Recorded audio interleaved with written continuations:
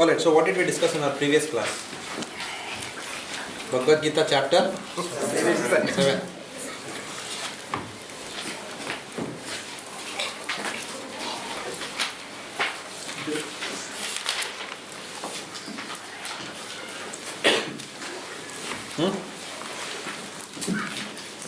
Yeah. Chapter 8. Previous class. No, it's 7 o'clock. Just Gyan itself is not important to attain Krishna. We also have to need Bhakti to attain it. Also, we have to put into practice. Good. What else? Which verse to which verse did we discuss? 24 to 30. Okay. So what happened in this verse? In this set of verses?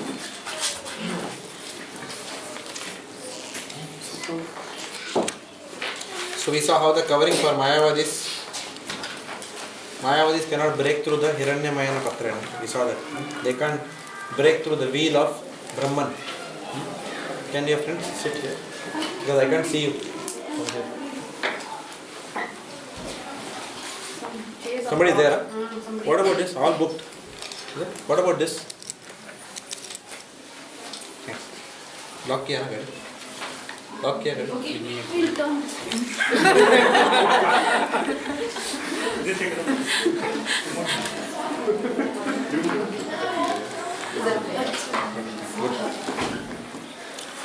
So, Mayavadis cannot break through the covering of Hiranyamayana Patrana, and therefore they are not able to see the personality of Godhead beyond the Brahman layer. So that was one of the points. Did you hear the class offline? No. Okay. And then you just see whatever best of the recap then you grasp. Then we discussed that the curtain of Maya, does it work both ways? Does it work both ways? No, it works only one way. The Brahmavadis cannot break through and see the Lord, but the Lord knows present, past, future, everything that has happened. So the curtain does not work. So Lord Krishna is not subjugated by that curtain. He is the reason for that curtain. So we saw that. Then Madhavanantru, last class. Very good excuse. Mayavadi and impersonalist theory is difficult in terms of saying that all the demigods have their own planets and Krishna has his own planet. Good. If Krishna is formless, why would he need a place to reside? So we saw the destination of different people. Right? So people who worship the demigods attain the planet of the demigods. And people who worship Lord Krishna will go to the planet of Krishna. So if he were formless, then he wouldn't need a planet. Formlessness does not need planets. Formlessness is not involved in activity. So there is a form. So Bhagavan has got a form. So we saw that. And then we saw how the living entities become covered by Maya and how they can be freed from it. Pious persons are qualified to take to Bhakti not exactly because of their piety. We saw that point. Actually, you should be recapping. I am only recapping. Mercy of devotee. Through mercy of devotee. Yeah. Because the piety then results in a devotee's mercy. And that's how they are able to attain Krishna Prem. Their journey towards self-realization begins from that point in time. For example, I may not be a spiritually inclined person, but I may be a person who believes in pious activities doing good to others. It may not be spirituality, it may just be, I may be a good person. And I may build a well for the poor people to drink water from. Incidentally, one sannyasi who is a pure devotee comes and drinks water from that well, and therefore I get Agyata Sukriti. Unknowingly I get spiritual benefits, and from there my journey towards self-realization begins. That is called as Agyata Sukriti. Unknowingly you have started your journey. Your intention was just to give water to a common people, but you inadvertently ended up serving a Vaishnava. Okay. So it is a mercy of a large devotee and nothing else that destroys sin and establishes faith. We saw that point. We also saw that Srila Prabhupada created everyone's qualification. We are not qualified by preaching. Therefore, we as Rupanuga should continue in that mode. We should assist Srila Prabhupada by preaching and create other people's qualifications to approach Krishna. Therefore, the importance of preaching we saw in this section. Okay, towards the end, verse 30 discussed a few words which we are going to see in detail today. We talked about Adi Bhuta, Adi Daiva, Adi Yagya, and then there are few other things, Karma and few other things. We will talk about that in detail. This is mentioned in text 30. And we discussed that in the next chapter, which is chapter 8, which we are beginning today. They will be discussed in great detail. So that brings us to chapter 8 of Bhagavad Gita. So we have finished 7 chapters. I'll send your essay questions by sometime this week. I'll send your essay questions. I have given essay questions up to 6, right? 7. I have given 7 also?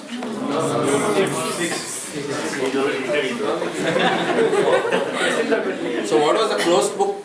1 to 5 was the closed book? 1 to 4. Okay, so one more chapter and we can, I know you're all waiting for the closed book. I'll not disappoint you. Take your time. Huh? Take your time. You need more time. Take your time. Take your time. Thanks.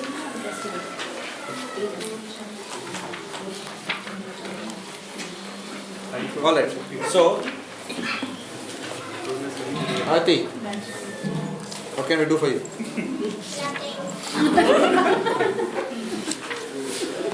Okay. Manga. Earlier. Chapter 8 is called as Attaining the Supreme. This is what we will start today. Do you have a Bhagavad Gita with you? Not at the moment. I'll share with you later. Does anyone have an extra copy? No, I don't. I can share with you. Sure? What is it? First I have to define the chapter. Someone else also asked me, today will be fellowship. Looks like I should ask some questions based on that. Because so much in love with it. I'll ask you Falashuddhi of all the chapters. Only one question. 2 marks. Separate question paper. Separate question paper. Optional question. Okay. Attaining the Supreme. That's the name of the chapter 8.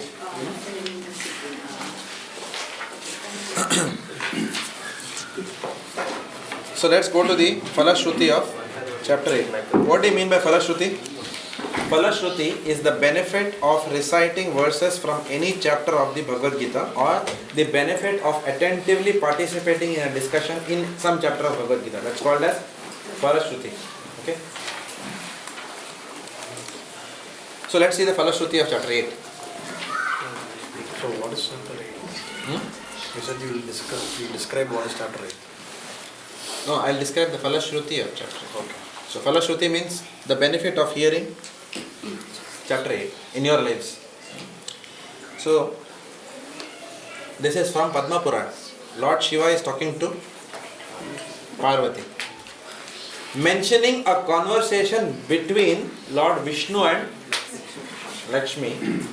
That is what is this conversation all about. So it's a conversation in a conversation. So Lord Shiva is explaining to Parvati ji that in the south there was a place called Amarth Kapoor. Okay? Please remember, I'll ask you in an exam. Spell it properly also. Amarth Kapoor. Don't worry about it. Okay? Kapoor, I know you always will be there. Amarth Kapoor. Mard means man. Mard means don't ask me. Okay? Amarth Kapoor. Amritam Kapoor.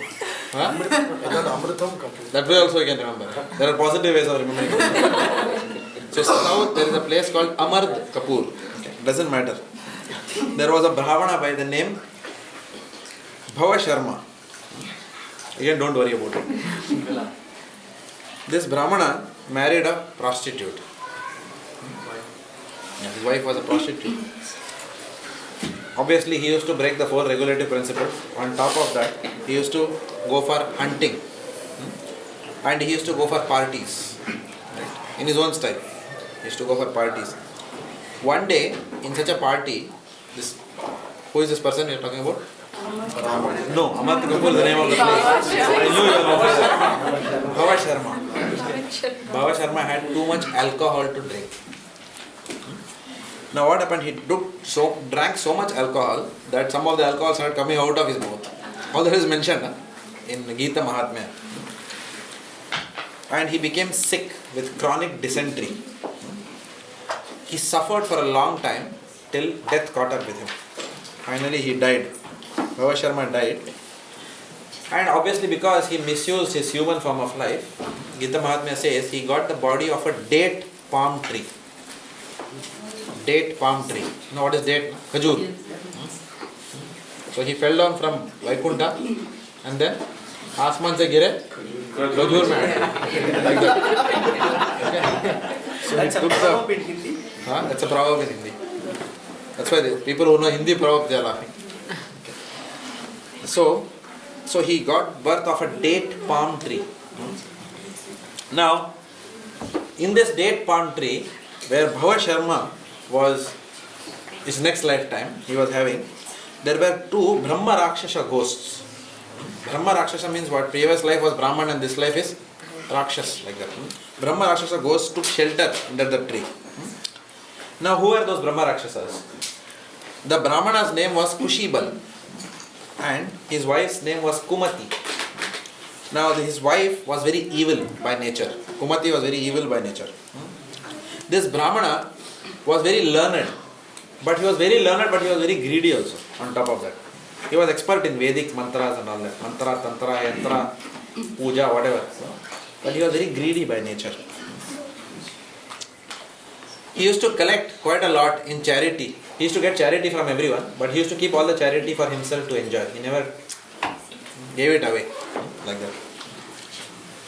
And therefore, they didn't live a proper life, and towards the end of their lifetime, they got the body of Brahma Rakshas, which is a ghost. You don't get the body. So like that. So as ghosts, they were wandering here and there in hunger and thirst. And then they came to this date palm tree to take rest. Who was the date palm tree? Ex-Bhava Sharma. Which place was that? Very good. We don't know whether this is that place. It was his previous janma. No. Told Amartya Kapoor. You are not there in the class at that time. You were there? The previous janma was Amrita Kapoor. Previous Janma Amartya Kapoor. He was there. And then the date palm tree, 2 Brahma Rakshasas taking shelter there. Now, the wife, as they were resting, these 2 Brahma Rakshasas, the wife asked the husband, how do I get free from this curse of a Brahma Rakshas?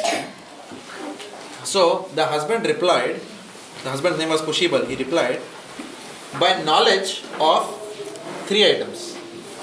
The husband replied, to get out of any curse, you need knowledge about 3 items. What are the 3 items?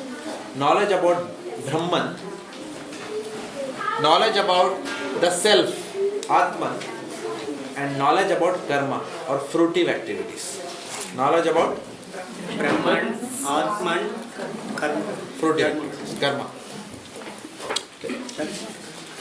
And he told his wife that without such knowledge, it is not possible to get rid of this cycle, of this karma, of this sinful reaction. When the husband threw these terminologies at his wife, which terminologies did he throw?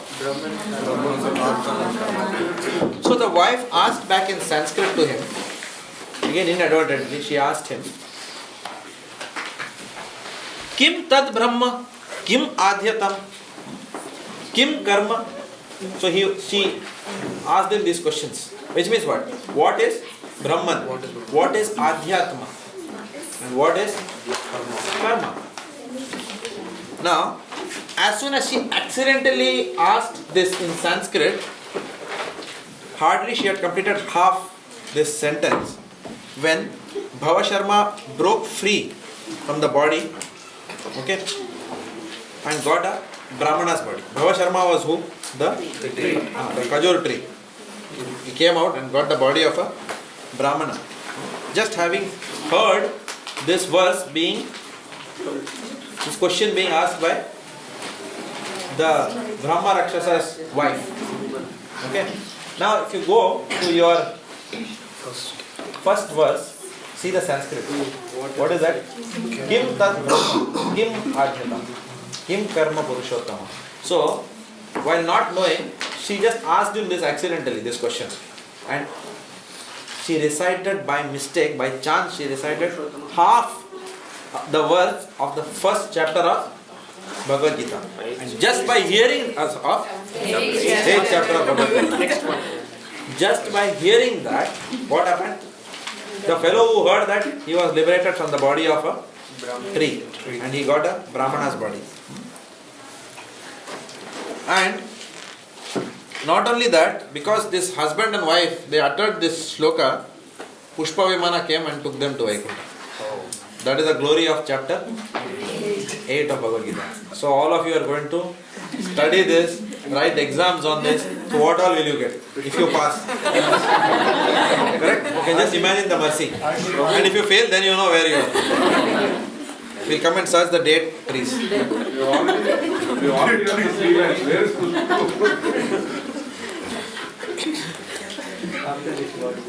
Okay. So what happened was, 2 people went back to Vaikuntha. Who didn't go back?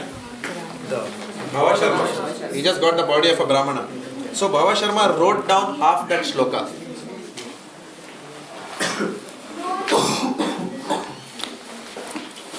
Bhava Sharma wrote down half that shloka, which this lady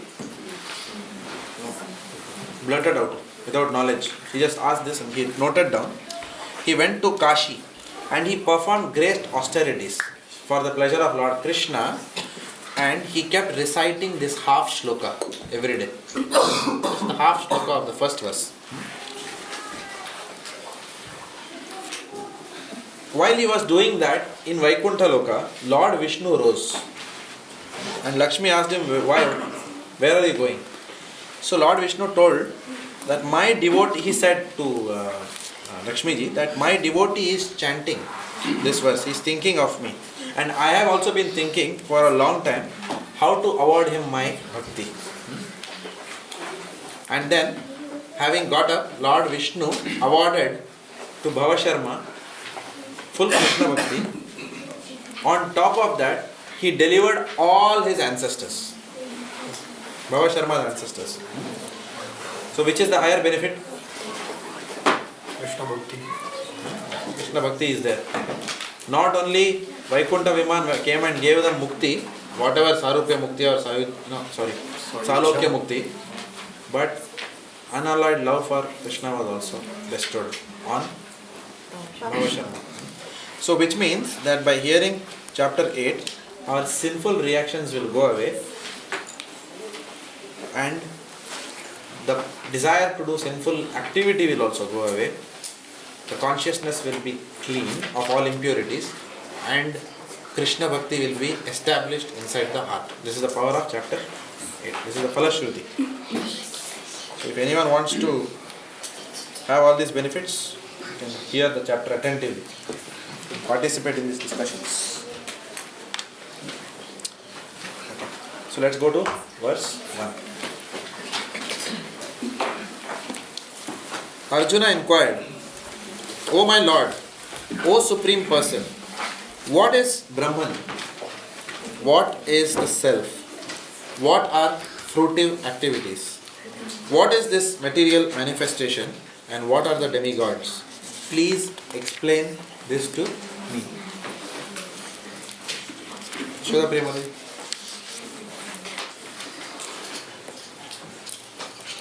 In this chapter, Lord Krishna answers different questions from Arjuna, beginning with what is Brahman.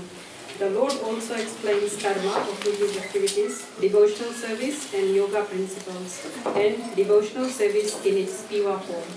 The Srimad Bhagavatam explains that the Supreme Absolute Truth is known as Brahman, Paramatma and Bhagavan. In addition, the living entity, the individual soul, is also called Brahma.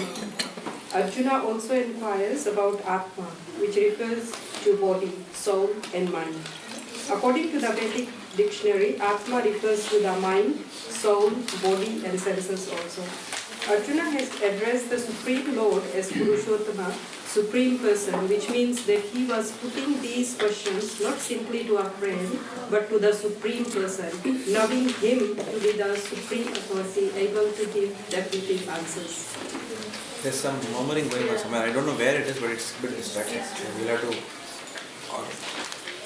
You can sit outside. There's a neighboring room also. Is being telecast there or no? So yeah, it's a good idea. No? It's kids, huh? So they can sit in that room also. You know. They don't get disturbed by us and vice versa. Okay, so what are the points in this verse?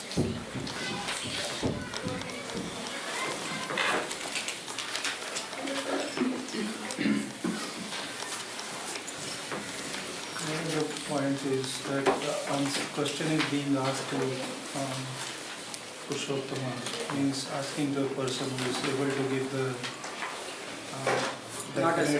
definitive and the ultimate answer. There is no speculation required and there is no addition or subtraction required from whatever we will listen in the following paragraphs or verses. Location of Atma is specified where it is created, like the senses, the mind, also the body as well.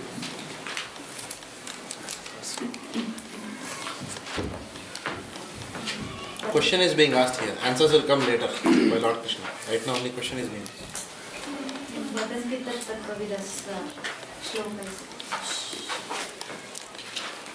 Supreme Absolute Truth is Brahman, and also the individual entity is also called as Brahman.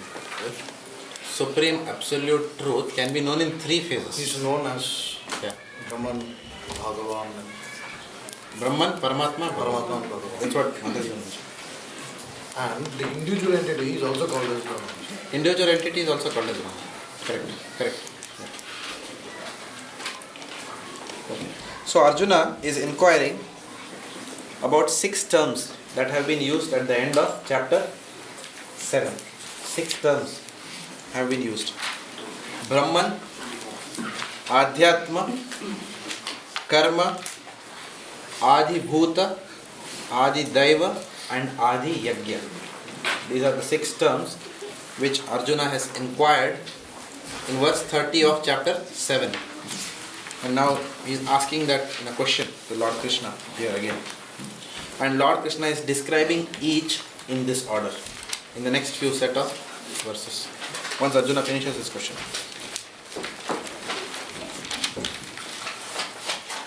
Later in the chapter, Lord Krishna is also going to talk about what is called as Yoga Mishra Bhakti.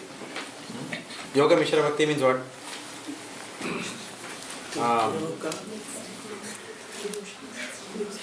Bhakti which is mixed with the desire for meditative techniques. Meditation techniques are what is a component of yoga. Inclination is towards such kind of meditation, and then so it's called Yoga Mishra Bhakti. And he's also going to, Lord Krishna is also going to discuss Shuddha Bhakti, which is without any Anya Abhilashita Shunyam, Jnana Karmadi Anavritam. So that is also going to be discussed. Also Lord Krishna is going to discuss what are the factors that determine a soul's destination when it leaves this body. That is also going to be discussed.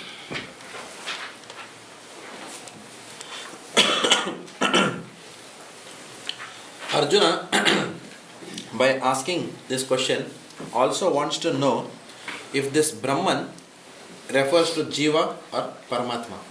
He also wants to know the answer to this.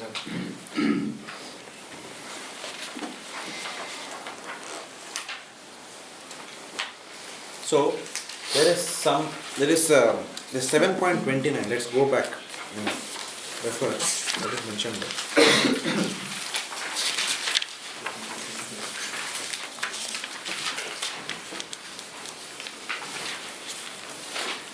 you see 7.29, the English translation, it says, intelligent persons who are endeavoring for liberation from old age and death take refuge in me in devotional service.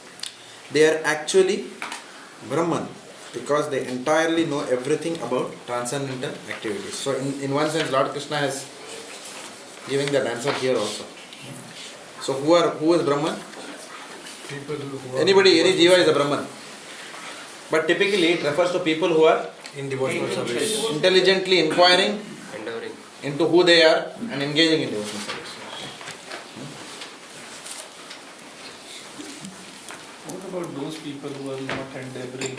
Are they still Brahman? Constitutionally they are Brahman, but characteristically they are not Brahman in that sense. For example, if a person is a general manager in a company, so sometimes there are figureheads, right? So that person may not be able to manage anything. He may come to office and just for briefcase punch and then go back home. So he is general manager also, but since he is not nothing under his control, he is only a figurehead. He is not the general manager also, right?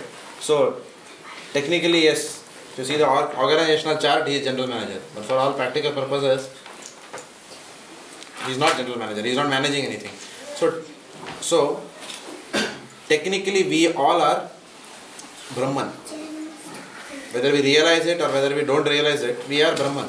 We are infinite because the Lord is Parabrahman. We are all Mamaiva Amsha Jiva Loke. We are all Amsha. So that way we are all Brahman. Okay. But people who are so conditioned, Prabhupada calls them as Nitya Baddha. So conditioned that they have forgotten that they are Brahman. They are so much in the conviction that they are this material body. Such a person practically, is being classified as not Brahman. But actually that person is Brahman. But they don't know that they are Brahman. They are far away from that realization that they are Brahman. So that's why it is mentioned like that. It's a kind of metaphorically it is being written. So don't think that something is not Brahman. Because everything is Brahman. This board is also Brahman, this is also Brahman, I am Brahman, you are Brahman, everything is Brahman. This duster, this cap, everything is Brahman. So can we say that Krishna is establishing Advaita in this case? No. We cannot, that is not you can say Advaita, but Krishna is not establishing Advaita by saying this. In this verse, Krishna is not speaking at all. Okay. In this verse, Arjuna is asking a question. But then Krishna has not started speaking as yet. Okay. So when he comes, then we will see what he is establishing. Okay.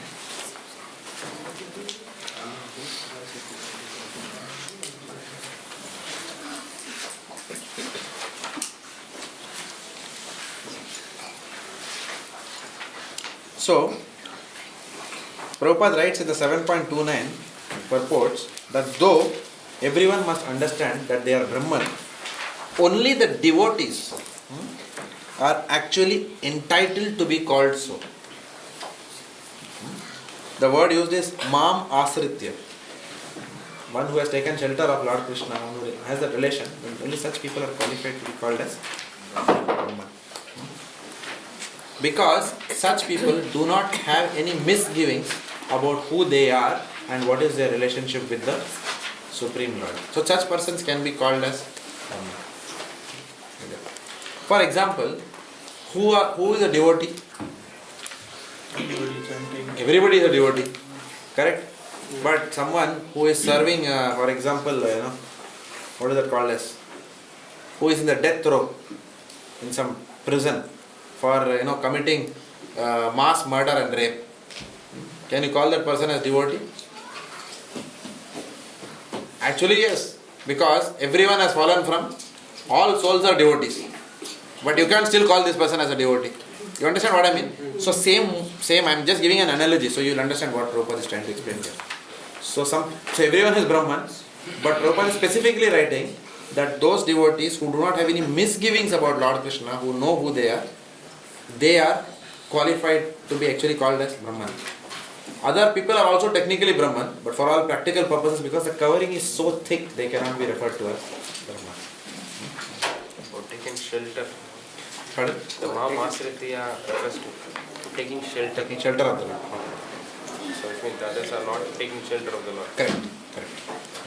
So I have got one question. If Yes. we are saying Aham Brahmasmi here of the self, for we are Brahman, and will Tattvamasi will also go on the same line? Tattvamasi means what? That I am Brahman. That I am Brahman. Correct? Yeah. So You are me, Tattvamasi, exactly. Literally, you are me. you are me. Okay. So Tattvamasi is traditionally a Mayavadi terminology. Okay. Tattvamasi has to be understood correctly. You are me, I am you qualitatively. Okay. Otherwise, it's as good as saying I should be going onto the altar right now, receiving Aarti at 9 o'clock. Anybody would like to receive Aarti at 9 o'clock here? I will take Yamuna Lila and stand on the altar. All of you sing Aarti to me. Anyone here? None of you will do it, but if I give you an option that we will all do it for you, will you be comfortable? No. Anyone in this room? No. We will do Aarti to all, because you are only Vishnu, you are only Krishna. Oh, wife is Radharani. Like that. Just imagine this situation. Frankly, who is Bhagavan? And tomorrow morning in Bhagavatam class I will speak more on that.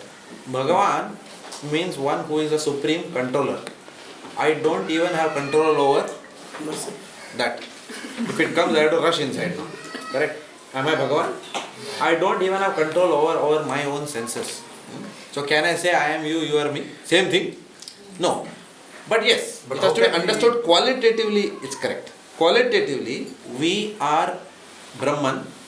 Bhagavan is Parabrahman. He is Sachidananda. We are also Sachidananda. Yes, qualitatively we are one. Why not? Because we are all coming from, we are all a part and parcel of Him. So qualitatively we are the same. If you take water from a Pacific Ocean, you put a test tube and bring it to the laboratory, the water inside is representative of the Pacific Ocean. It's qualitatively one with the Pacific Ocean. But can you sink a Titanic into the test tube? Can Pacific Ocean you can sink Titanic? Yes. Yes. In the test tube, you cannot say, oh, this is also Pacific Ocean, that is also Pacific Ocean. No difference at all.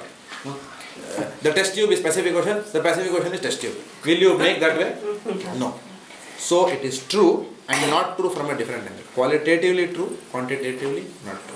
That is called as Achintya Bheda Aveda. So the Advaitam means qualitative oneness and Dvaitam means quantitatively different. Clear? So, Baldev Vidyabhushan, he asks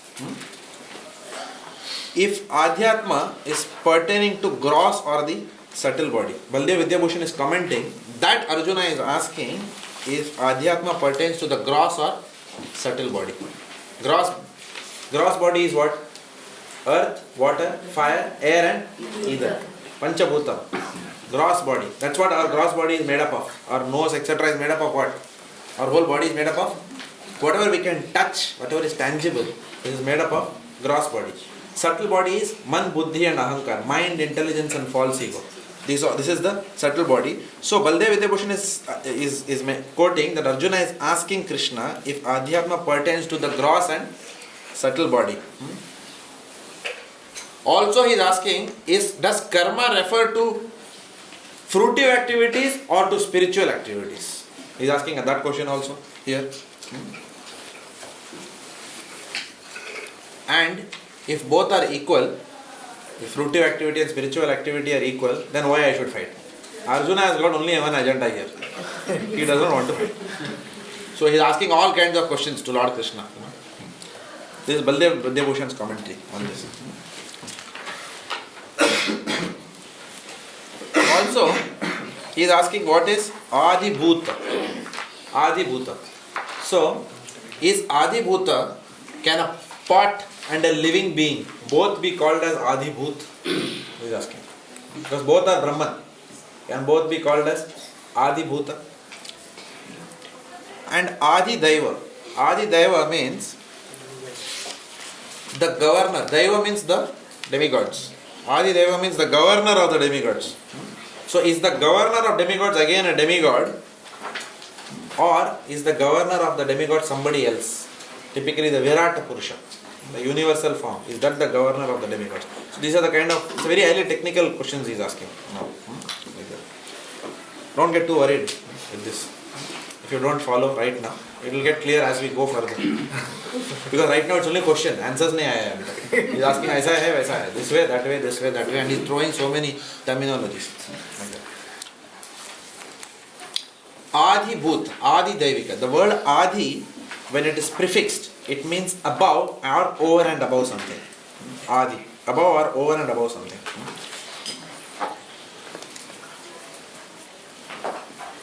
Or one that rules over the other. For example, if you are talking about Adhi Bhuta, so one that rules over the body. Adi Deva, one who rules over the demigods. One who rules over the physical manifestation. One who rules over the demigods. So the word Adi means over and above something. So these are the questions he is just throwing in this verse. In the next verse, he is also asking the identity of that person who is above all sacrifices. Which is called as Adhi Yajna. In the next verse again he is going to ask that question. And ask further, where does the Lord reside in all these things? These are the kind of questions he is asking. So it's all about question. No answers we are given earlier. So if you are not understood, if it's going above the head, hold on. Everything will be clear. Okay. Let's go to 2. Who is the Lord of sacrifice and how does he live in the body? O Madhusudana. And how can those engaged in devotional service know you at the time of death? Which is the most important question for all of us? The last one. We may not, it may not be so critical to us whether we know Brahman and Adi Bhuta and all that. But definitely we must know how can those engaged in devotional service know you at the time of death. That is a very important question here. Of course everything is important, but that's most important for us. So we will ask someone to read. Sukdev Prabhu, you want to read? So light hai na? Light aa raha hai na? Lord of sacrifice may refer to either Indra or Vishnu. Vishnu is the chief of the primal demigods, including Brahma and Shiva. And Indra is the chief of all the administrative demigods. Both Indra and Vishnu are worshipped by yajna performance. Both here Arjuna asks who is actually the Lord of yajna, or the sacrifice, and how the Lord is residing within the body of living entities. Arjuna addresses the Lord as a Madhusudana because Krishna once killed a demon named Madhu. Actually, these questions which are of the nature of the doubts should not have risen in the mind of Arjuna, because Arjuna is a Krishna conscious devotee. Therefore, these doubts are like demons. Since Krishna is so expert in killing demons, Arjuna here addresses him as Madhusudana, so that Krishna might kill the demonic doubts that arise in Arjuna's mind. Now the word Pranaya Kale is in this verse is very significant. Prayana Kale is in this verse. Prayana Kale means at the time of death. Is significant because whatever we do in this life will be tested in the time of death. Arjuna is very anxious to know of those who are constantly engaging in Krishna consciousness. What should be their position at the final moment? At the time of death, all the bodily functions are disrupted, and the mind is not in the proper condition. Thus disturbed by the bodily situation, one may not be able to remember the Supreme Lord. Maharaj Kulasekara, the great devotee, prays, "My dear Lord, just just now I am quite healthy, and it is better that I die immediately, so that the swan of my mind can seek an entrance at the stem of your lotus feet. The metaphor is used here is because the swan, the bird of the water, takes pleasure in digging into the lotus flowers. It's supporting the productivity. Sporting proclivity. Sporting proclivity is to enter the lotus flower.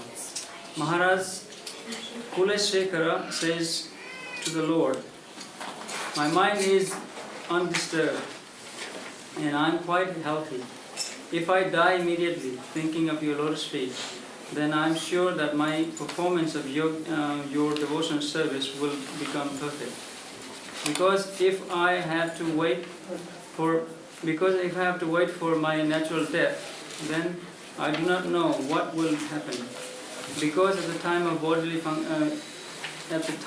functions will disrupt it. My throat will choke up, and I do not know whether I shall be able to chant your name. Better let me die immediately. Arjuna questions how a person can fix his mind on Krishna's lotus feet at such a time.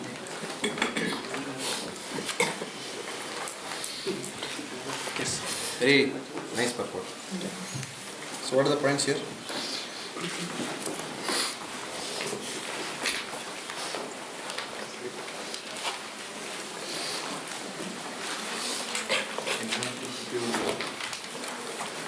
A very good example of a pure devotee, Kuleshekara, how we have to groom our consciousness.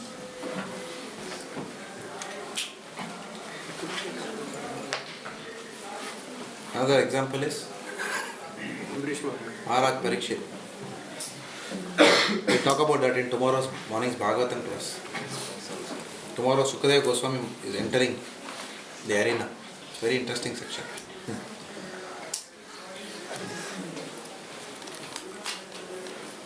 Okay. As I just said, those doubts are compared to the demon. Doubts in Krishna consciousness are demons. Like the gentleman I remember in Toronto. When I entered Toronto, he was not sure Krishna is Supreme Personality of Godhead. After 2.5 years, we thought we have convinced him. When I was leaving for the airport, Krishna Supreme Personality hai kya?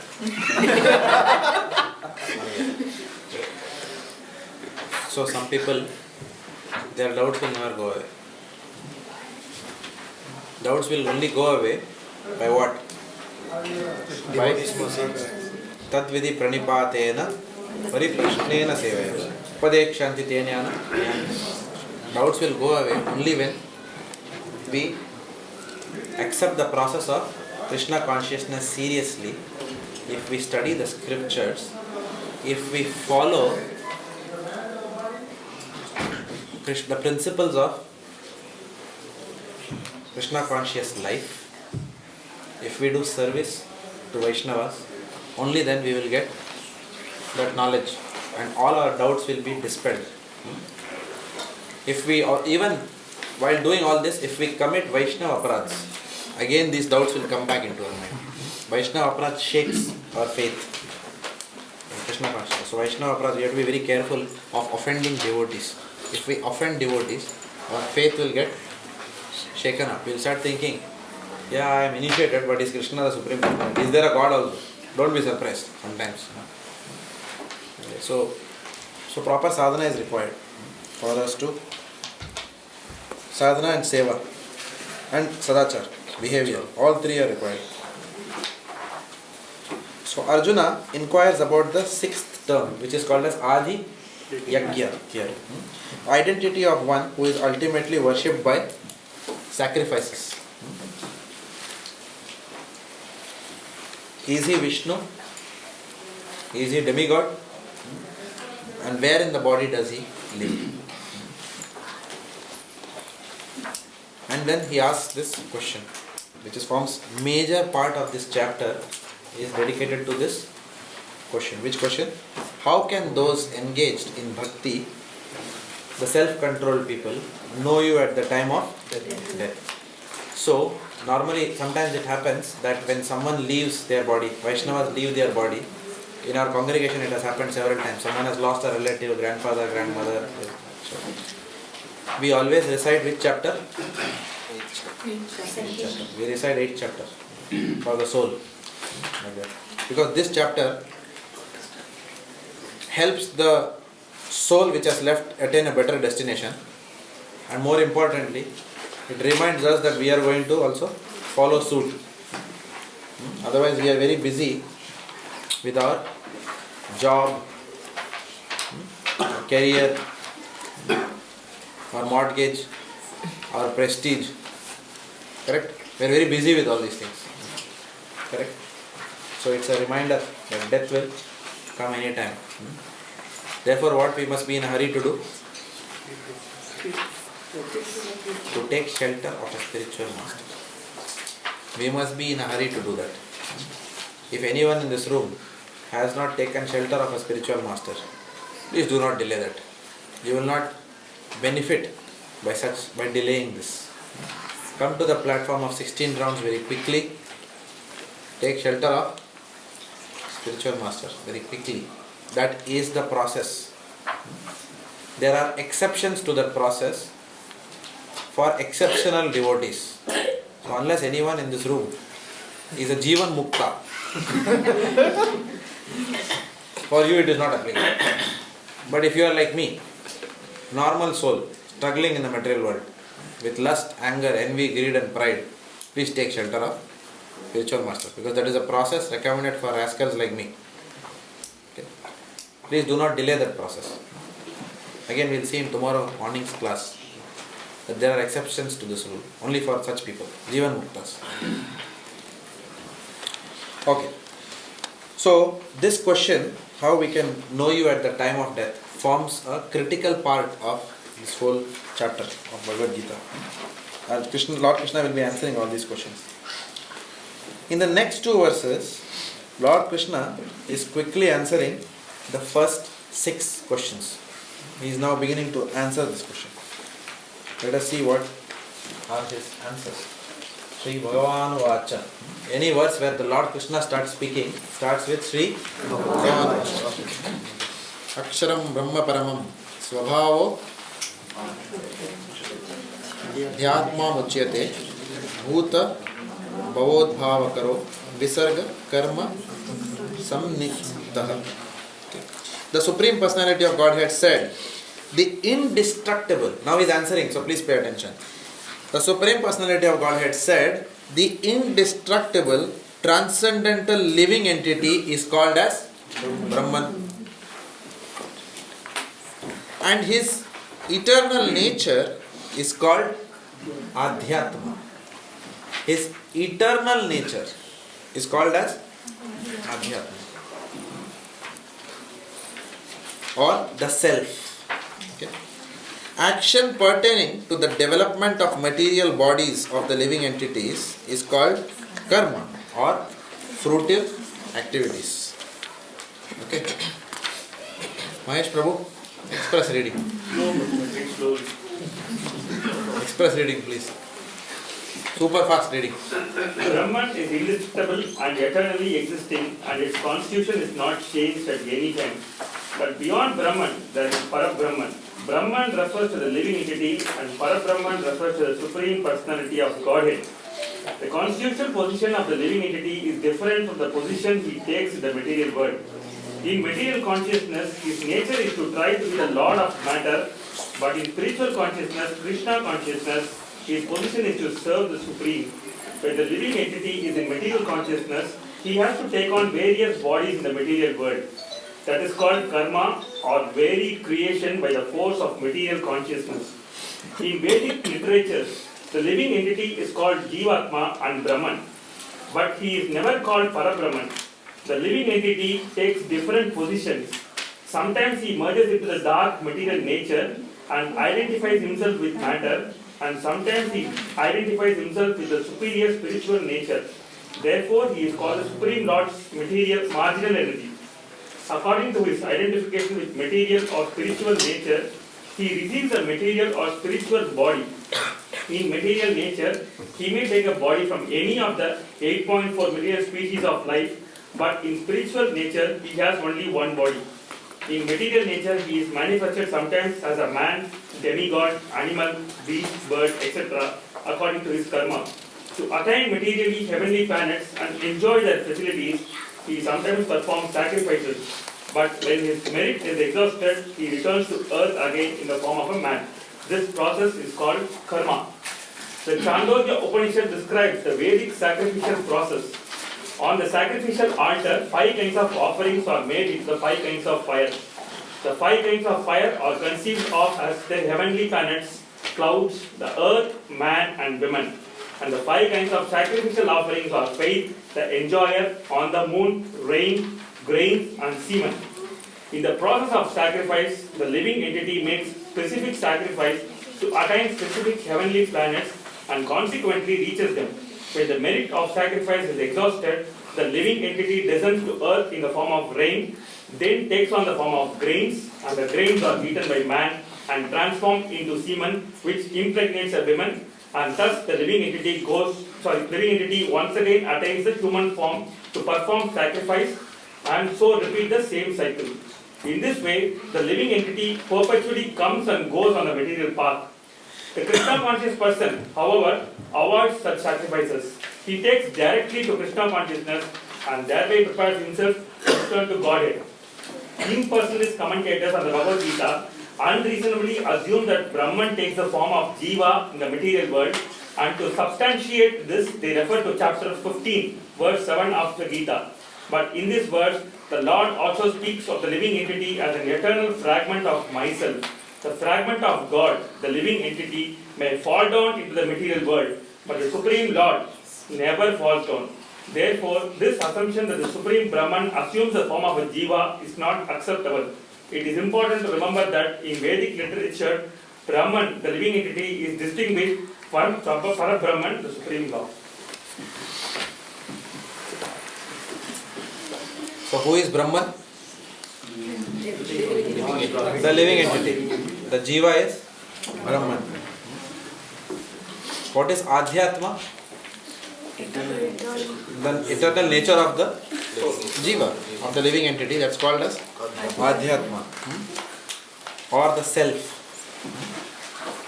What is the duty of Adhyatma? To eternally serve Parabrahman. Karma refers not simply to activity, but that activity which binds us in the cycle of birth and death and compels us to take a material body in one of the 8.4 million species. So karma refers to those kind of activities. What are those activities which do not bind us, which are activities but do not bind us to karma? What are those activities called as? Akarma. What is the difference between karma and akarma? An example. If a poor person is hungry, he is suffering. If I give him mutton biryani to eat, he will nicely eat mutton biryani. But what have I done to prepare mutton biryani? Kill an goat. So then what a law of karma will kick in. So I have to be born as a goat to get killed and be given in charity to someone else. Correct? So somebody can eat me also. Somebody will give me in charity to someone else. Just like I killed the goat and fed this man. Correct? So I will get bad karma. But because I fed, I will get something also because I fed someone. So I will be fed that. Correct? Does anyone want to eat that? No. So we don't want to engage in those activities. Let us say the person is a very nice person. He gives vegetarian food to that person, to the other person, vegetarian food, hungry. What will happen? In the next lifetime, when you want vegetarian food, you will get vegetarian food. Is that the perfection of life? No. That is how karma works. When you are hungry, somebody will give you food. Is that the goal of life? That I will do something, then I will get something, then I will do something, then I will get something, I will do something, I will get something. That's not the goal of life. Right? So an intelligent person, what he does, if a person is hungry, we also give him food, but we give him prasadam. So what happens? There is that activity is an activity, but it is a karma. It does not bind you to any subsequent reactions there. It's not in the next lifetime you will be born and somebody will give you prasadam. It doesn't work like that. Because you are also eating prasadam, he is also eating prasadam, both of you will get out of the cycle of birth, disease, old age and death. None of you have to come back again. So that is the difference between karma and akarma. So karma is not simply activity, but specifically activity that develops a material body. But we have to come back and then enjoy, for which we have to have a material body. So in this verse, Lord Krishna explains then the difference between the body and the soul. He explains the difference between activities which bind and activities which do not bind. He is just distinguishing those terminal terms. And he talks about spiritual or constitutional nature versus conditional nature. He talks about all these things in this verse. Are there any points which you would like to add? Still not clear about the second part. We are saying the eternal nature is called Adhyatma, the self. Brahman is soul, isn't it? That's what he said. The first part was Brahman. Correct. Brahman is soul. And what is this eternal nature? What does that really mean? There is a soul and then there is a nature of the soul. There is a substance. I have explained this before also. Go back to your few classes back. There is a substance which is called as Vastu. You remember that? I spoke from Jaiva Dharma of Bhaktivedanta Swami Prabhupada. Water. Correct. There is water. What is the characteristic of water? Inherent characteristic of water to flow and to quench thirst. Right? So there is a Vastu and then there is a characteristic. There is a Swabhava of that Vastu. Okay. So here, what is the Vastu? Jiva, Brahman. What is the Swabhava? Nature is Adhyatma. Eternal nature of that Vastu. Clear? Why saying the self? What does the self mean? The self means the Soul Jiva. isn't it? Yeah. The soul is the self. The soul is referred to as the self. So Brahman is self and then eternal nature is Adhyatma. Correct. Eternal nature is called as Adhyatma. What we are also saying is that the nature of that, what does that Adhyatma mean? The eternal nature of the self is what? To serve the Lord. Jivera Swarupe Hoy Krishnera Nityadas. So that is what is mentioned. Nothing more than that. It's a simple thing, but it is put in a lot of technical terminologies. That is why it's sounding. We all know this philosophy. Something, nothing new we are hearing. So, anything else? Yes. The Chandogya Upanishad, what they speak about. Can you explain that to me, because I'm not understanding the 5 kinds of fire conceived of as heavenly planets, cloud, the earth, man, woman, and 5 kinds of sacrifice, and why does it say faith there? Why does it say what? Faith. The offerings are faith, the enjoyer. I don't understand it. Yeah, okay. So I'll explain at a higher level. Okay. So Srila Prabhupada is writing in his purport that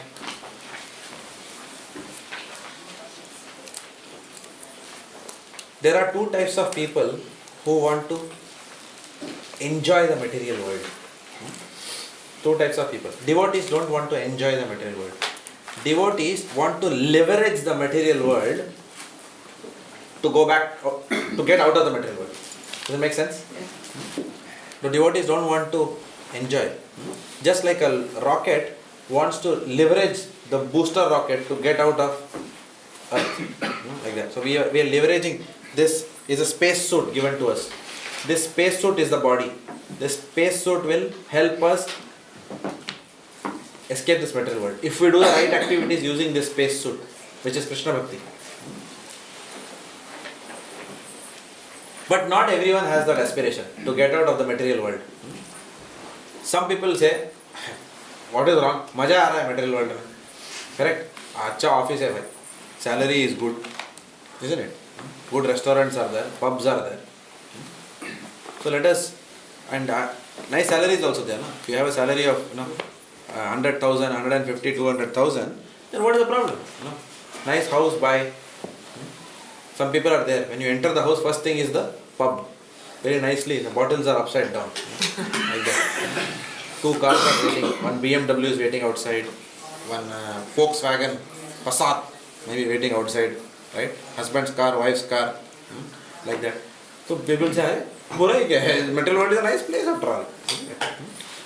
They have a nice dog which can sit in the back seat and increase the prestige of the family. Correct? So many things are there like that. So they will not have any compulsive desire to get out of the material world. And to enjoy more and more, they want to enjoy more and more of their senses. Abhi paisa hai, bottle is hanging upside down. So Friday night you can take some Madira from that bottle and then drink, and then we can watch television. Many people live this life. You agree? This is a typical lifestyle. Make lot of money, have Friday night drinks, weekend, sleep till 12 o'clock in the afternoon, and then wake up, have some tea with newspaper or internet, and then go to a restaurant, eat, have a party amongst equals. Equals also should be there. No? Call all those people who are equal position, corporate man. Are you general manager level or no? Only if you are, you can come to my party, because I am also general manager. I will invite selected people, like that. So that that group is there together, and they can discuss how each other, how the office, what all they have achieved in their lives, like that. So this is typical life. So people are very happy in this life. Drinking, eating meat. Sometimes what will happen when you are having these parties, then there is relationships are also developed. This person likes the other person's wife, that person likes this person's husband, all these things will happen. So it's a very modern world, society, correct? And people are happy in this atmosphere. Very nice, very nice. And then slowly misery will come after that. If you attend this, if you live this life, sometime misery is going to come. But they don't mind. वो तो क्या है, life में कभी सुख आता है, कभी दुख आता है. हंसने का, मस्त रहने का. No, you must be must in life. Anyway, misery will come and say, I don't get perturbed. We are all mature family. We don't get perturbed by all those things. Okay? This is one ideology. Then they will say, who knows whether God exists or not? Live life king size. Who knows? He may not be there. I am enjoying my life. Look, I am not troubling anyone. I am drinking with my own money. Did I ask you for money to fund my alcohol? No. Right? I am not troubling anyone. Meat eating, but you are eating meat. Animals, that is what? Yeah, vegetarian is very difficult here. Animal, that's okay. We can kill and eat. No problem, no. Because vegetarian food, we come from Bengal. No? Even plants have life. Huh? Even plants have life. Even plants have life. So animal killing is okay. Then why you don't eat cow? No, because we come from India, holy land. Because cow is like mother. But what about goat? Goat is okay. So we have all these philosophies. So people will give self-philosophy like that and be very happy. Socializing, eating, drinking, partying, everything. Okay, doing all these things. Completely breaking the laws of scriptures. These are all scriptural laws clearly say meat should not be eaten by human beings. Self-realization will be inhibited if you take alcohol. You cannot offer the alcohol to the Lord and then take prasadam or alcohol. Actually, yeah, it's not holy tirtha. Correct? So, but these people, they say, "Arey, pehla Bhagwan hoga to fir Vedas na." First of all, what is Vedas? They'll ask you. You will say it is sung by God. He'll say God doesn't exist. So where is the question? No Vedas. Correct? So then what will happen? They say, okay, live life like that. So which means this section of people, they want to enjoy without regard to the scriptures. Right? But I'll tell you, there is a second category of people. They also want to enjoy this material world. But they want to enjoy under the shelter of the scriptures. They'll say, no, we will not have, we don't take alcohol, we are vegetarian, we are a cultured family. We do a lot of puja in the house. So whenever my husband struggles for promotion, he doesn't do politics and all in office. What we do is, we do Navagraha Shanti Homa in our house. And we all, Lord Ganesh, we all have a lot of bhakti for Lord Ganesh. We all go and break coconut, then we go to Kalahasti, we do puja, like that. We do very nice family, we are God-fearing family like that. So we will do all this, what is that? We do all this Yajna, Tantra, Mantra. we do the 5 kinds of Chandogya Upanishad describes that we can, on the sacrificial altar, we will give 5 kinds of offering. One conceived as the clouds, earth, man, woman, whatever is written here. All these things we do. What do I want after all these things? Again, I want promotion, material desires, correct. But now what I am doing, I am still wanting to enjoy. I still am attached to my pride, my position, I still want money, etc. But instead of keeping a gun on somebody's neck or head and saying that, can you give me $1,000, you know what will happen if you don't give me. I am going to Goddess Lakshmi because I am a nice cultured man. I will go to Goddess Lakshmi and I am doing puja. Sukh Sampati Ghar Aave, Jai Jagadish Hare. I will do puja and I will ask for Sukh and Sampati to come to my house. Ghar Aave. Let it all come to me like that. Or in Tamil, what is that song? Porulodum, Pugalodum, Vaipai, Karpura Nayagiya Kanagavari. Kali Vagamai, Karumari. At the end of the day, what? Porulodum, Pugalodum, Vaipai. You give me all prestige, you give me all wealth. Karpura Nayagiya Kanagavari. Okay. So, my Goddess, I will continue praying to you. I love you as long as you can supply me whatever I want. But at the end of the day, who wants to enjoy the whole thing? I want. I will worship you. But give me, take worship, give me. Barter system. It is still better than keeping a gun on somebody's head and saying, can you give me $10,000? Otherwise I'll blow your head off. So 2 people are there. What is common between them? Both want to enjoy material desires. Both want money, the same material objects. One is taking shelter, one is completely not bothered about karma. One is doing good karma, puja, part, etc. and to get that thing. So Prabhupada is talking about those kind of people who are sense gratifiers but law abiders. Okay?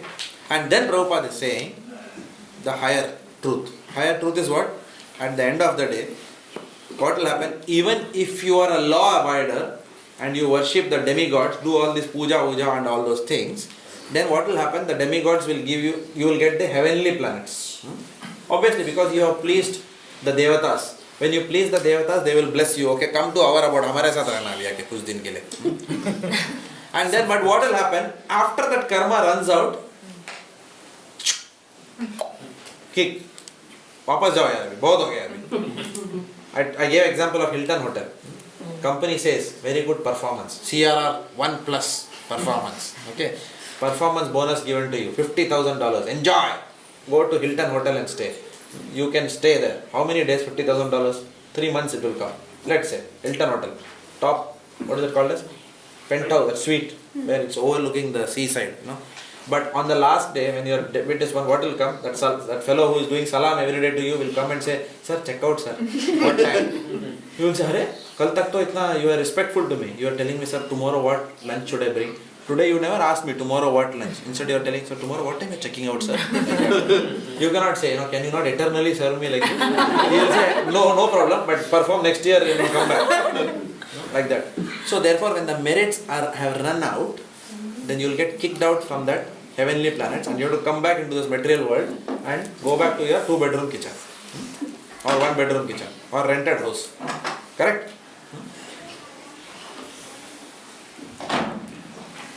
So therefore, only a fool will work for that which is temporary.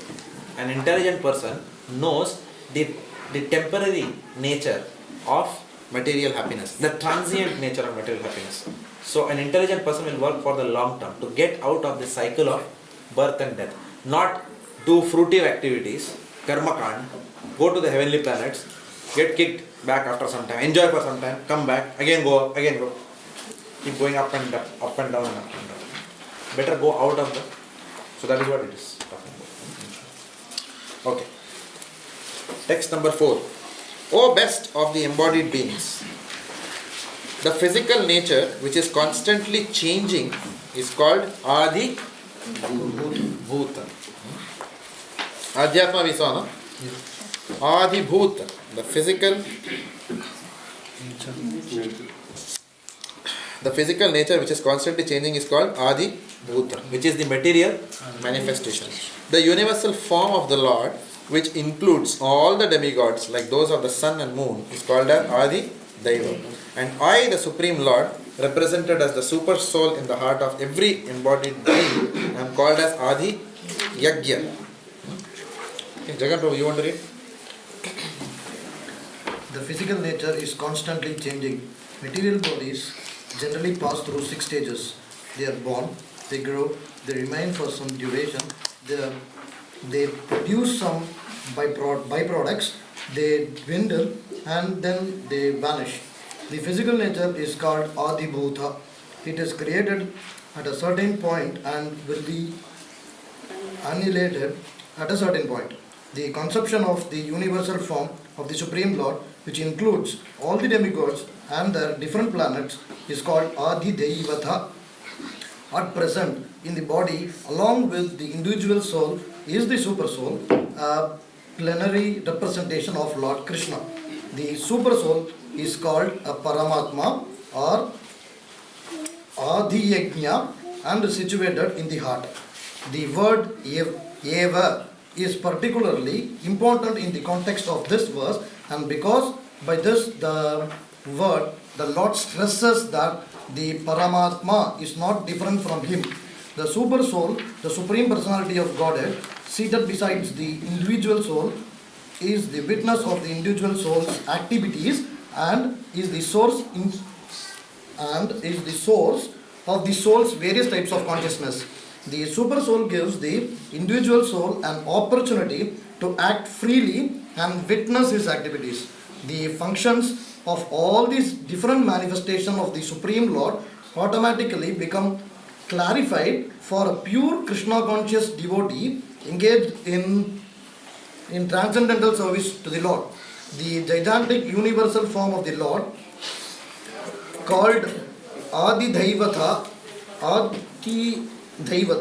is contemplated by the neophyte who cannot approach the Supreme Lord in his manifestation as Super Soul. The neophyte is advised to contemplate the universal form or Virata Purusha, whose legs are considered the lower planets, whose eyes are considered the sun and moon, and whose head is considered the upper planetary systems. Okay.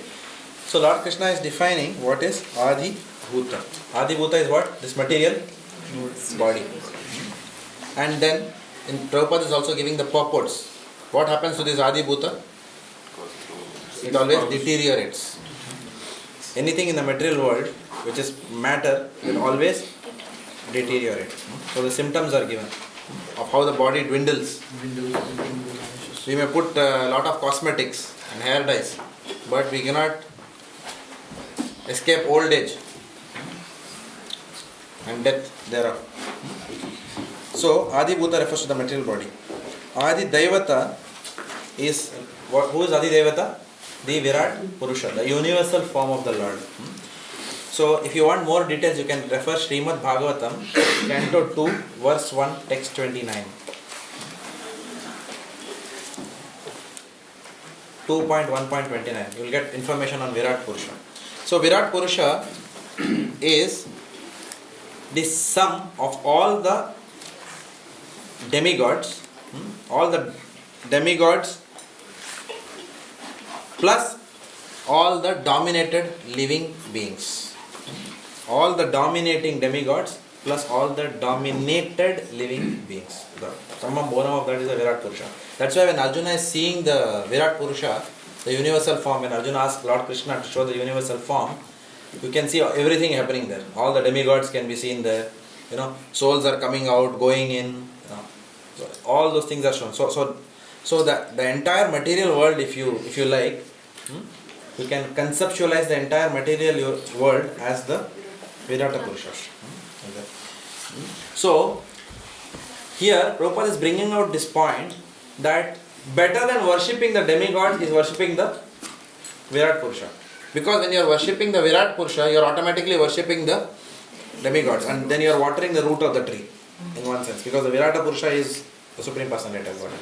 So he is getting that point across very subtly here in his purports. So one need not approach many demigods. There are 33 crore Devi and Devata. Who all are you going to approach? Better you approach one Virata Purusha, universal form. Of course, in Srimad Bhagavatam, in that section, it is also mentioned that Virata Purusha, or the universal form worship, is only for neophytes. For advanced devotees, who do we worship? We worship the 400 form of the Lord or the 200 form of the Lord. And Arjuna asks later on, which is higher? So Lord says 200 form is higher than 400 form. Because 400 form, worship of the 400 form of the Lord has got awe and reverence. And worship in 200 form of the Lord has got only love. So that is higher in its mellow. Like that. Okay. Adhi Yajna refers to the super soul and enjoyer of all sacrifices. The super soul has got two functions, Upadrishta and Anumanta, which is reiterated here. What is the function of Paramatma within the heart? Two things. To guide you when you are doing wrong and to witness what you are doing wrong. Two things. If you think that I can flick somebody's wallet in the tram, nobody has seen. Yes, nobody may see, but Paramatma has witnessed. The super soul inside the heart is witness to all the activities. Or, if you want to flick that wallet from somebody, there is a voice which will come from inside, don't do it, my dear. And that is also the guidance of Paramatma. So, Upadrishta Anumanta, witness and sanctioner. So, when you say Virata Purusha will be worshipped in neophyte, who do they worship in? What form? Virata Purusha is worshipped in Virata Purusha form, where the Lord is coming, the tongue is out, and universes are going in. There is one photograph, no? I don't know where it is. Isme hai na? Bhagavad Gita mein photograph is. Huh? Inside there is. Can you show that? Which page it is? For me to read the Huh? 1.22. No, jarurat nahi. Why have you Page 492 like this. There is one photograph of Virat Purusha here.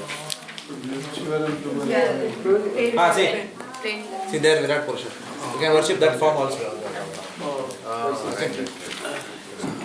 So, but that form is not recommended for devotees. No? At a very new stage or a low stage, one can worship that form. It is not recommended. For example, if you go to Africa, I have heard this. Many of the African tribals, they worship the hill as God, the sky as God. Many people have this conception. No? So they would like to worship Mother Nature as Bhagavan. Because Mother Nature is giving us everything. So Mother Nature is God, they say. So this is for those type of people who are wanting to see Bhagavan through material nature. Does it make sense? Whereas a devotee knows that Bhagavan ultimately is beyond material nature. Narayana Paro Avyaktat. He is beyond the material creation. Bhagavan is Parabrahman. Material nature is his creation. But someone likes to worship the creator through his creation. To satisfy, because nobody is debarred from bhakti. The Lord says, okay, if you want to worship that aspect of me, okay, you can come through me through that also. But it is a slow process. You can go to the 5th floor by climbing the staircase, by taking the escalator, or by taking the elevator. All of them will take you to 5th floor. Which is fastest? Intelligent person will take elevator. Correct? Person who wants to shop on every floor will take the escalator. And person who wants to do exercise will take the staircase. Who has got a pedometer, he will take staircase. I was just joking. You are talking about two terms, right? Upadrishta and Anumanta. Witness and sanctioner. So Adhi Yajna is a super soul, an enjoyer of all sacrifices. So what is happening here in conclusion? You will say, what is the point now? Okay. In conclusion, Lord Krishna is established as a Supreme Personality of Godhead. He is the governing principle. That is the conclusion of all these things. Lord Krishna is the governing principle. And he is behind all the three aspects. He is behind Adi Bhuta, he is behind Adi Devata, and he is also behind Adi Yajna. He is the governing principle across all these things. That's what is the conclusion. And if we worship him, we can know him even at the time of death. That is the conclusion. And that is the answer to Arjuna's final question. How can those engaged in devotional service know you at the time of death? Simply worship the Supreme Personality of Godhead. As simple as that. We are coming back to a conclusion which we already know. But it has taken this technical route because Arjuna asked those questions.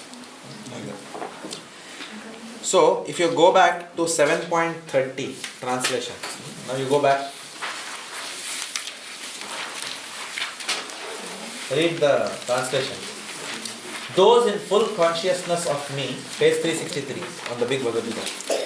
Those in full consciousness of me, who know me, the Supreme Lord, to be the governing principle of the material manifestation of the demigods. Okay? So governing principle of material manifestation of the demigods and of all methods of sacrifice can understand and know me, the Supreme Personality of Godhead, even at the time of death. So that's what we are talking now. Okay, Lord himself said that in 30. But having gone through that, that's why we came here and went back to that verse. So now we can appreciate that verse better. Okay. So we should know that the Lord as, if we want to escape the cycle of birth, disease, old age and death, what we should do? Or know him at the time of death? We should know him as Adhi Bhuta. Lord Krishna is Adhi Bhuta, which means he is the Lord controlling the entire material manifestation. We should know him. Number 2, we should know him as Adhi Daiva. He is the source of the Virata Rupa as well as the demigods. Lord is not Virata Rupa. Lord is the source of the Virata Rupa. Because Lord is higher than the Virata Rupa manifest. He has got higher manifestations than that. Actually, I've got a doubt here. Probably you can take it away. It's quite big. So we'll discuss sometime later. This is regarding the scriptures in Veda and where the Virata Purusha and how things are manifested are being brought in this world. And now when we say that Krishna is higher than the Virata Purusha, just wanted to correlate that with this particular way of thing. We'll discuss it. So we should know him as Adi Bhuta, we should know him as Adi Daiva, and we should know the Lord as Adi Yajna. Adi Yajna means one whom all the process of Vedic sacrifice is meant to please. Whatever sacrifices, Vedic sacrifice we do, who is the Yajna Purusha ultimately? If it doesn't please Lord Krishna, it is useless. All Yajnas must be meant to satisfy Lord Krishna. He is the Yajnapati, if you like. Bhoktaram Yajna Tapasam Sarva Loka Maheshwaram. That was also Lord is declaring. I am the controller of the entire material manifestation. Sarva Loka Maheshwaram. Bhoktaram Yajna Tapasam. So I am the Adi Yajna. He is saying in that verse also. Same thing. Now, why is the Lord telling him all this story? Because knowing Lord Krishna as the Supreme Personality of Godhead in this way, in this technical manner, allows Arjuna to work as his servant and fight on the Brahman platform. Because now he knows he is Brahman.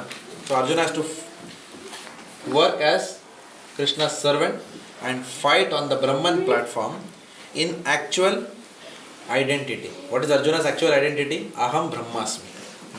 He has to know that and fight for the pleasure of Krishna, because such fight does not produce any karma. So that is why all these things are linked, ultimately.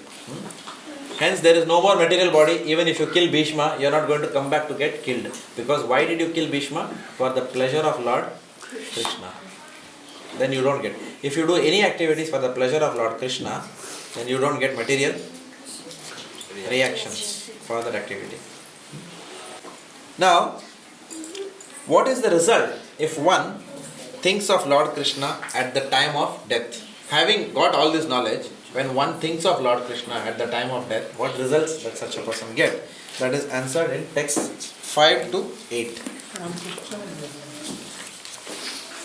This will say, in the purport it's saying the super soul gives the individual soul an opportunity to act freely. To act freely, yeah. What does that mean? The super soul gives, the super soul is Upadrushta and Anumanta. The super soul is the witness and the sanctioner, but the super soul will not inhibit the person from carrying out activities which his free will dictates him to do. For example, I can, I like that, what is that next to you? Just a scarf. I like that scarf very much. When Prabhu is, I'll tell Prabhu, can you read the purport, but concentrate, no looking here and there. And when he is reading there, I can quietly, tell Prabhu, can you give me that scarf here, so that I can steal it, like that. Okay. So, if I have decided, that's my choice. I have already decided. Then what will happen? And then I'll tell Prabhu, no, actually don't do it, because Paramatma inside my heart told me, no, poor fellow, he has earned that scarf and whatever, and he'll be inconvenienced if I take that. But I can still मन को मार सकता हूँ. I can hear that voice is coming. I can say, shh, shut up. No? Like that. No? And that is called as that free will. Where Paramatma is now saying, okay, I told you, but now you are not listening to me and you are doing it. Therefore, now you suffer the results of that bad activity. Tomorrow when your car goes, don't blame me. Oh God, why you did? Because people blame. No? Oh God, why my car got stolen? Like that. Because you stole somebody's car. What goes around comes around. Why I am suffering? Correct? Why do good things happen to bad people? Because good people did bad activities in the last lifetime. That's why good things happen. Why bad things happen to good people? Because good people did bad activities earlier. So now they are good, but still they are getting the results of that karma. But in the last lifetime, if I have done bad karma, then I should get that suffering in the last lifetime only. Why this lifetime? How you will answer that question? It is fair, no? In the last lifetime, if I did something, I should get last time. That time I should get. No. Why this lifetime? You did more than what you could probably choose. Beautiful. Very good answer. I did 2 murders. I can be hanged only. So I have to be born again to be hanged second time. So this lifetime I am a very good man. I did murder, but someone murders me. Someone tells me wrongly implicated. Hey Bhagwan, andha hai kya tu? People will say. क्या तेरी आंखें बंद हो गई? मैंने तो कुछ नहीं किया. अरे तू लास्ट लाइफ टाइम में 2 मर्डर किया. एक का सजा मिला तभी, एक अभी दे रहा हूँ तेरे को. Correct? So that is how it works. So therefore, the Upadrishta nature as a devotee, or should we see that as a leela from Paramatma or Krishna? Upadrishta is not a leela. I mean, Upadrishta could be a leela if we are, if we are pure that the Lord wants to do a leela with me. For example, I cannot steal your scarf and say that it's a leela rachaya. Why should the Lord be just witnessing of what you are doing? Because the Lord will not tell you stop, otherwise I'll chop your neck. If you say like that, then nobody will sin. No? In this world. That means we are all like robots. No? Paramatma told, what will be the life then? There is nothing, there is no fun in that. Paramatma is also saying, oh yes, I am remote controlling all of you. I'll take you to the scarf and I'll pull you back at the right moment. Then all of us are like robots, going around. Yes, I love my son, I don't love. It's not like that. You have a choice. Everything is a choice. So he's leaving us, okay. You have a choice. Otherwise there is no Srishti there. Then everything is just predictable after that. One big program is there, everybody is programmed, like that. Okay. So what is the result if one thinks of Lord Krishna at the time of death? So what do we need to think of Lord Krishna at the time of death? To understand him as Adhi, Bhuta, Adi, Daiva, Adi, Yagya. Having understood, when we think of him at the time of death, then what happens to us? Can we go back please? You'll see now. And whoever, key memory verse for all of you, please note down. Antakale cha mameva smaran muktva kalevaram ya prayati sa madbhavam yati nashti adha samshaya. Next verse also. Yam yam vapi smaran bhavam tyajanti ante kalevaram tam tam eva kaunteya sada tad bhava. Both are key memory verses. To come in your exam, please by heart these 2 verses. Please remember, by heart these verses. These are for your exam. Okay. And whoever at the end of his life, please hear carefully, and whoever at the end of his life quits his body, remembering me alone. See, please understand this very carefully. He did not say whoever quits his body remembering me. Remembering me alone. Oh, that is important. Oh, what Aditya is doing, what Yamuna Lila must be cooking at home, Again, back to the samsara. Like that, what is that story we tell? Back to the future. No. What is that story here? Lalaji story. Everyone knows Lalaji story, no? Here? Yeah. Lalaji had a big danda, business, dukan mein. Okay? So when Lalaji was dying, all his relatives were around his bedside. So Lalaji suddenly got up He was very happy that all relatives are, but suddenly just before he left his death, what did he think? Dukan mein kaun baitha hai? And therefore Lalaji will come again to sit in that dukan in the next lifetime. This is what material attachment does to you. Correct? So therefore, please understand, and whoever at the end of his life quits his body remembering me alone, okay, at once attains my nature. Of this there is no doubt. He is saying yati nashti atra samshaya. Thoda bhi doubt nahi hai iske upar. If you meditate on me alone, then you will reach me. What about spiritual master? Same. If you meditate on a spiritual master, then He is the representative. correct. He is the representative of Lord Krishna. Correct? So you can meditate on the spiritual master. You can meditate on any Vaishnava. Anything. Aradhananam sarvesham Vishnor aradhanam param tasmat parataram devim tadiyanam samarchanam. Out of all the worship, the highest remembrance and worship is that of Lord Krishna. But tasmat parataram devim tadiyanam samarchanam. Tadiya means what? Anything associated with Krishna. That if you meditate on that, it is even higher. And who is associated with Krishna? Our spiritual master. Vaishnavas. You can worship him, you can remember great Vaishnavas, you can remember Rupa Goswami, Srila Prabhupada. Who will we try to remember? All of us will try to remember our spiritual master and Srila Prabhupada. Because through them we know Krishna. No? That gratitude has to be there. So like that. We have to remember his personalities. And then we will attain to the nature of Lord Krishna. Yes, Prabhu. What if a person is if he's committing suicide and he remembers Lord Krishna? If he is committing suicide and he remembers Lord Krishna. Can that happen?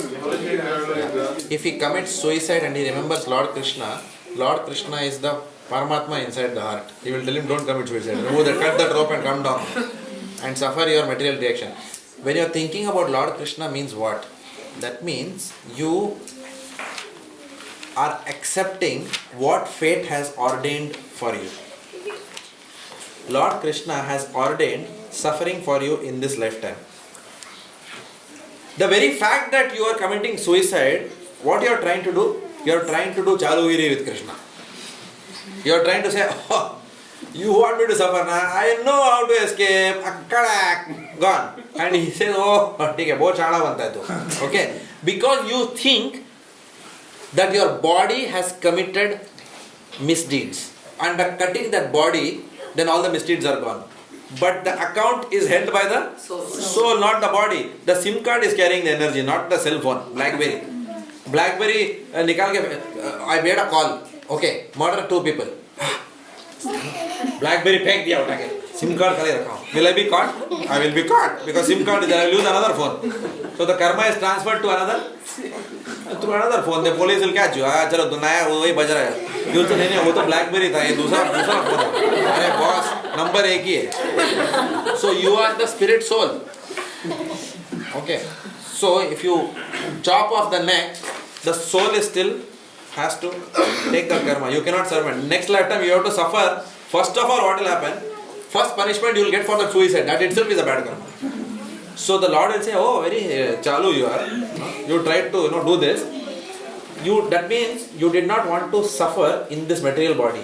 So I will allow you to suffer outside this material body. I will not even give you a material body. And such a person therefore is called as a ghost or bhuta. So one remains. One cannot even. One is hungry, but you need body to eat, na? Correct? You need this physical body. So you will not have it. That is why the Brahma Rakshasa, they were running here and there. No? In the, what is that? Falashruti. They did not. And then, therefore, this Bhagavad Gita was recited and they got a body. So to even fulfill your material desires, you need a material body. You can't fulfill your desires in a ghost form. Therefore, these ghosts, they try to enter the material bodies of people and act through them to satisfy their needs. Of course, you don't have to worry about it. As long as you are chanting Hare Krishna, Krishna Krishna, Hare Hare, Hare Ram, Ram Ram, Hare Hare. As long as devotees, these things will not affect anyone. But people who are deeply engrossed in Kali Yuga activities, all inauspiciousness. So places where meat eating goes on, intoxication, illicit sex and gambling, these people reside there. They can easily enter. So, sorry, Mad Bhavam, which is my nature, what exactly Krishna says here? my nature. So when we remember Lord, what is the nature of Lord Krishna? Satchidananda. What is the nature? So we will attain that Satchidananda Swarupa. We will attain our Siddha Swarup. Okay. Lord Krishna's Swarup is what? Satchidananda. Our Swarup is also Satchidananda. We have forgotten. That's why I am thinking that I am Indian, I am Tamilian and all those things. At the end of the day, I am spirit soul who is Satchidananda. So is it that he is providing jnanam and then taking us? No, he is not providing anything. If you remember him, you will attain his nature immediately. There is no two-step process. It is not that he will then give you some, but you have to attend some course there and then no, it's not like that. No, immediately, at once you will attain my nature. That's why I said, at once means what? No steps after that. You remember Krishna, you attain. Simple. Seamless process. No other step required. So that's the most important thing is what? We remember Krishna. And this Bhakti Vaibhav course and Bhakti Vriksha course and Bhakti Sastri course, all this is only to help us understand that we should remember Krishna. Only when we have the knowledge we should remember, will we put an effort towards remembering Him. Otherwise we will not have knowledge at all. Correct? So, once Krishna Prabhu, when he was here, in our God Brothers meeting, he was saying that one person was there, one devotee. He had a near-death experience. He was driving in a car and he had a head-on collision. And Krishna Prabhu, after he survived, he asked him, "What were you doing?" He said, "I was singing a Bollywood song at that time." See, he was singing a famous Bollywood song. And then he crashed, and I was thinking about that song. So what would have happened? Next lifetime? Bollywood actor. Yeah. Or if you have the karma, if you have good karma, if you have the merits, then you will become a Bollywood actor. But if you don't have good karma and you have thought about Bollywood, then you can come back as a cleaner of the equipment of Bollywood. Or you can be the hairstylist of famous Bollywood actor. You will be associated with that industry because of your desires, but because you don't have merit, you will be associated with an inferior. Yeah, that is how it works. So you have to have proper karma also. Otherwise you will have the wrong position in the right place. Okay? So in this purport, the importance of remembrance. The word remembrance is very important here. Whoever remembers me at the time of death attains my nature. What is that remembrance called as? In Sanskrit? Smaranam. What is Smaranam part of? It is part of the Navavidha Bhakti processes. The 9 processes of devotional service. What are the 9 processes? Just now he has studied that. He will be able to tell. Shravanam, Kirtanam. In the tram I have taught you.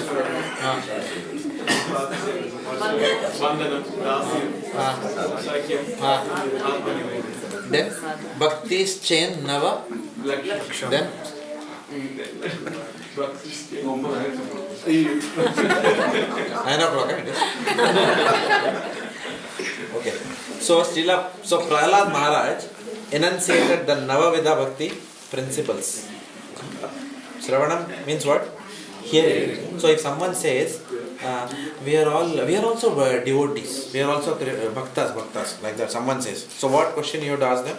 Are you doing Shravanam every day? Are you hearing Bhagavad Gita, Bhagavatam every day? No. What is the next thing you will ask them? Kirtanam. Are you chanting every day? No. We are watching T20. Third is Smaranam. Are you always remembering the Lord? People usually say yes. Yeah, even if I watch movies and all, no, I always think of Krishna only. People will tell all these things, and they'll expect you to believe all that. No? Sometimes we ask people, are you, we must chant all the time. No? We must chant at least 16 rounds. No, in our house we chant all the time. Alright? No, whenever, we all are like that only in our family. Whenever we are cutting vegetables, we are all chant Krishna, we are just saying all the time. Like that. Will you like to chant 16 rounds? 2 hours sitting and chanting? No, not required. We do more than that. No, you can't disprove that. And your mind is also telling that, you are right, so you can't do anything. You cannot awaken a person who is pretending to sleep. You can only awaken a person who is genuinely asleep. So you can't do anything to such people. So, Navavida Bhakti. Shravanam, Kirtanam and Smaranam. This Smaranam, when we have this Smaranam at the time of death, then immediately we can attend to the abode of Lord Krishna. So what we should do is, there is no problem, continue living normal life, watch television, etc. Only at the time of death, what you do, you think of Krishna, shortcut, ho gaya. Why follow all these things? Correct, no? Somebody will ask like that. Huh? Yeah, very good, shortcut, fatafat. So I know that death is coming, which I should know. So that I can, stop the match. Krishna, death. ऐसा तो नहीं होगा death, ऐसा तो नहीं आएगा. Correct? It will not come like that. Death can come anytime, anyhow. And if we have not practiced throughout our life doing this activity, it is impossible to do it at the time of death. Now, when the hands and legs are cooperating, when the body is good, when the mind is good, we tell people chant 16 rounds. Time nahi hai. Kyun? Because that day one fellow was there, interesting person. He came in Mill Park Bhakti Riksha program. We asked him, Hare Krishna, you come first time for the program? Yes. I come to temple very often. I said, oh, is it? Very nice, I said. Then he said that, so somebody else in the program, I didn't tell him to chant, somebody else. Would you like to, chant? No, I don't have time. You know what? I have 2 children. And then I also asked him, oh, is it? You have 2 children? It's a big thing, no? 2 children you have. How you can chant? Of course, when I asked him like that, then I told him that, these people also have 2 children. Like that. Job is also there. Well, yeah, all of them are having that. Nobody is jobless here. So slowly we said that. Of course, in a very polite manner. Yeah, they also have jobs. I know it's very difficult, to do with 2 children, job and all that. How you can chant. But somehow they are all managing. Like that. I hope you understood the message. You are not unique, having 2 children and job. Pressure is there, stress is there. Like that. But what will happen? The jaws of death will not. You can't tell Brahma, job hai yaar. You can't tell like that. To Yamaraj, can you tell like that? Job hai, I've got important deliverables in office. This project has to go. Look, $20 million at stake. So many stakeholders are there. Come later. He'll say, chal bhai, ho gaya, bahut ho gaya. Aaja. He will come and take us. Barabar leke jayega. So therefore, you cannot. This habit has to be cultivated now. You cannot say that baad mein dekhte hain. Because death can come from behind also. It's not necessary there will be a head-on collision. You will be driving nicely from behind, there can be. Correct, no? And you will not have time to think also. At least when the car head-on collision, you can think, oh, I'm gone, Krishna, like that. From behind, you will never know. You will never know. From behind, you will never know. Keep them playing. Rear view mirror is there. Rear view mirror. Every 5 seconds. Always listen to Kirtan right? You'll be watching the rear view mirror, there will be a stone and you'll go away. Anything can happen, you agree? Or you are driving and cardiac arrest happens. What do you do?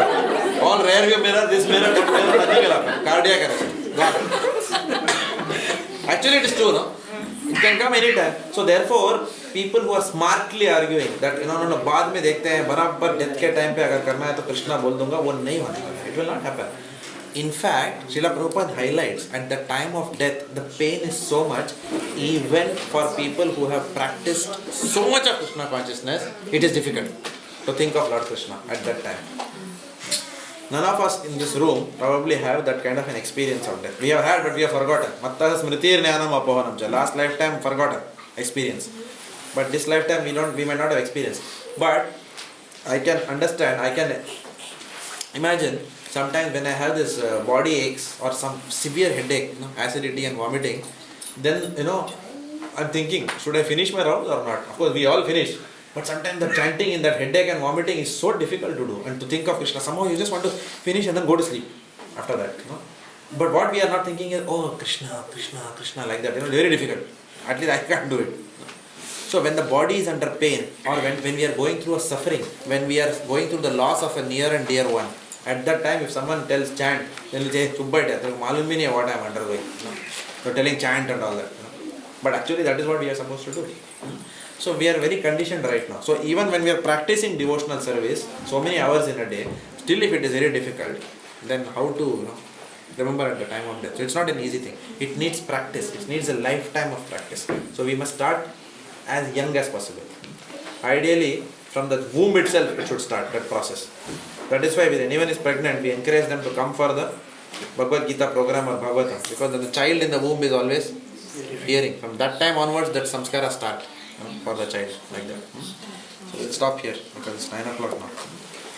Then we'll look at this chapter. We'll try and complete over the, not many verses are in this chapter. Maybe 3 classes also we'll try and complete. Srila Prabhupada.